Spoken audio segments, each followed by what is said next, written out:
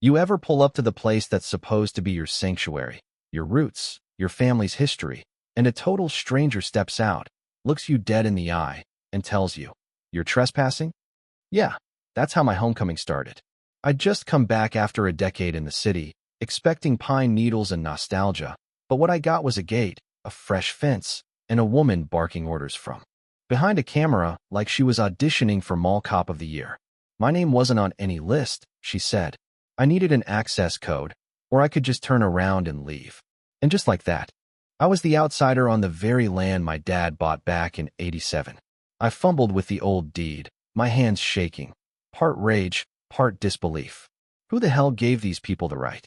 Cameras tracked me as I walked like I was a thief. The dirt road, once soft under my bare feet as a kid, was paved over. Birds were replaced by the whirring hum of security systems and the sickly sweet stink of new paint and ozone. All the while, in my mind, I could still hear my father saying, "Son, your word and your land. That's all you ever truly own." He'd taught me to help neighbors, to keep doors open, to trust in decency. But standing there, I felt like I'd crossed into some corporate twilight zone. The woman, Stephanie Parker, introduced herself as chairwoman of the Pine Ridge Community Association. She had that polished, let's be civil voice people use when they're really saying, "Play by my rules or else." Suddenly, my family's cabin, our escape, our story, was within the association boundary. She rattled off dues, $2,400 a year, plus $18,000 in violations for letting my property look unacceptable. She acted like it was pocket change, like I'd just parked wrong on a city block. You know what I mean? The kind of corporate speak that's meant to sound helpful while they empty your wallet. I pressed her for proof, charters, legal filings, any sign my land was included in this community. She flashed a laminated map stamped with all the right logos, showed off a stack of paperwork, all copies, most of it looking like it had been Xeroxed in a rush. They said they'd sent me notices for years. Of course, none ever reached me. All I saw were names I didn't recognize approving things I'd never heard about, and contracts with security firms that seemed more suited for shopping malls than quiet lakes. As she paraded me around, selling every improvement like a timeshare pitch, I just saw memories bulldozed, bike lessons, fishing with dad, bonfires under the stars, replaced by fences and asphalt. Blinds snapped shut when I glanced at windows, and whispers about outsiders drifted through the air. The documentation, the minutes, all of it was thick but hollow, like a stage set. And here's where it gets wild. The paperwork showed they'd unanimously voted to expand boundaries, pulling in 3 more properties, every one with lakefront access. Coincidence? Not for anyone who's ever watched developers work. I'd been a city planner, seen how paper trails get twisted. I took my questions to the county records office, where Ashley Cooper, a civil servant who'd seen every trick in the book, pulled out the original deeds. My land was clearly marked, always had been. The Pine Ridge Association? When it was first filed, it didn't even touch my lot, and nothing allowed it to expand without consent. There were no signatures, no legal process.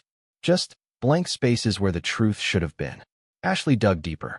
The other new properties were in the same boat, targeted with violation notices, assessed fees, and every single one had prime water access. Their stories lined up like dominoes, and behind each, you could trace the hand of Stephanie and her husband, Michael Parker. Over 18 months, they'd bought up parcels, created a fake community, and set up a system to pressure folks like me into selling out. Then planned to flip the land into a luxury resort, complete with private marina. The business filings, the email trails, the zoning applications, all led back to the Parkers. They'd even forged my signature on fake consent forms. But I wasn't the only one. Families like the Martinezes, the Hendersons, and the Johnsons, good, hardworking people, were getting bullied, threatened with legal fees and foreclosure. Some were retirees who couldn't fight back. It became clear, this wasn't about community. It was a land grab, plain and simple. I hired a surveyor, Robert, a guy who could tell a property line from a mile away. His GPS markers proved what I suspected. The fence was 15 feet onto my land. Trees I'd grown up with were cut down, my family's boundary marker, an old oak, reduced to a stump. Jake Wilson, a local fishing guide, showed me photos of environmental damage from the illegal pier. Fish populations had collapsed. This was bigger than me. It was the whole ecosystem at risk. With Daniel Roberts, a retired attorney turned local legend, and Amanda Taylor, a reporter hungry for the truth, we built a coalition, Friends of Pine Lake. We filed lawsuits, went to the media, got the environmental agency involved. The Parkers responded with intimidation, anonymous threats, false police reports, even drones buzzing my cabin at night. But the more they pushed, the more determined we got. Amanda's articles blew up. Suddenly, it wasn't just my fight, it was the whole community's. At the county hearing, the Parkers arrived with lawyers and fancy slides, but the commissioners saw through it. Our evidence was clear: forged documents, illegal construction, conflict of interest. Daniel's closing argument landed like a hammer: 3 facts. Undeniable. The charter never included our land, boundary changes were never approved, and the environmental damage was real. The vote. Unanimous. The Parkers lost everything.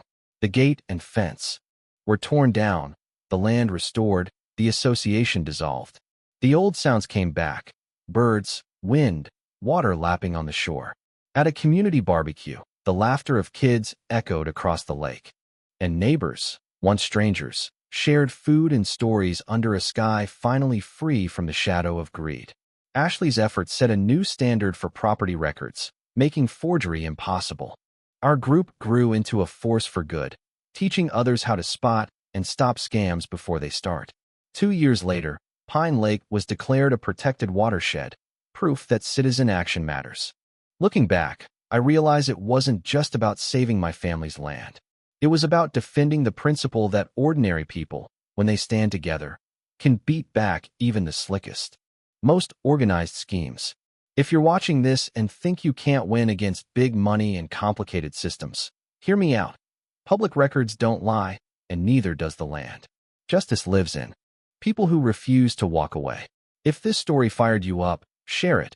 Comment below with your thoughts on property rights and justice. Tell me where you're watching from, and let's talk. What would you have done? Because sometimes, all it takes to change the story is for regular folks to say, enough. After the dust settled and the headlines faded, I'll be honest, there was this strange emptiness in the air, like we were all waiting for the next shoe to drop. You in a fight like that, you think it'll feel like the end of a movie, orchestra swelling, everybody hugging in slow motion. But real life's messy, eh? There were lawsuits still dragging on, rumors flying about new investors sniffing around the lake, and not a week went by without somebody asking, "Are you sure it's over?" But something had shifted deep down. Folks who'd barely waved before were now knocking on my door, dropping off pies or old photographs they'd dug up from there. Attics, shots of the lake before the gates, before the fences. Turns out, a lot of us had been carrying the same worries, just too proud or too tired to say them out loud. Funny how shared struggle can turn a bunch of stubborn individuals into something that feels like family. I found myself getting roped into projects I never would have touched before: repairing the community dock, helping the Martinez kids plant wildflowers on the banks where bulldozers had left scars. Jake Wilson organized a weekly lake walk, where we'd check on water quality and keep an eye out for any new trouble. Sometimes it felt like we were just playing at being stewards, but then I'd see a family of ducks nesting where construction runoff used to pour, or kids catching tadpoles in water that was finally running clear again, and I'd realize, yeah, this matters. Ashley Cooper, our new hero at the records office, didn't just stop at securing the files. She brought in young tech folks from the college, trained them to digitize old deeds and flag anything that smelled off. The process was slow, sure, but each document she scanned felt like a tiny brick in a wall nobody could knock down. Word got out, property scams got harder to pull off. Other counties started calling her for advice. Meanwhile, Daniel Roberts, with his ever-present mug of black coffee, kept pushing. He ran Know Your Rights workshops in the church basement, walking folks through the legalese that had once tripped up even the sharpest among us. He'd hold up a fake violation letter in one hand and a real county record in the other, breaking down the differences so even the most skeptical old-timer could see. And let me tell you, nothing beats the look on someone's face when they realize They've got more power than they thought. Amanda Taylor, the journalist who'd put us on the map, came back every couple months, always with a notebook, sometimes with a camera crew. She said Pine Lake's story was changing state policy. Lawmakers wanted public input now, new rules about transparency and oversight. It wasn't perfect, but it was progress. One night over coffee, she told me, "You know, your fight gave a lot of folks hope. That's not nothing." And that hit me harder than any legal victory. Sometimes hope is all a community has to hold on to. There were setbacks, sure. Stephanie and Michael Parker tried suing for defamation. Didn't go anywhere, but the threats kept coming in the mail, usually right around tax season, like they thought we'd be too. Within minutes, I'd see porch lights flicker on all around the lake. Our own homemade early warning system. Safety in numbers, right?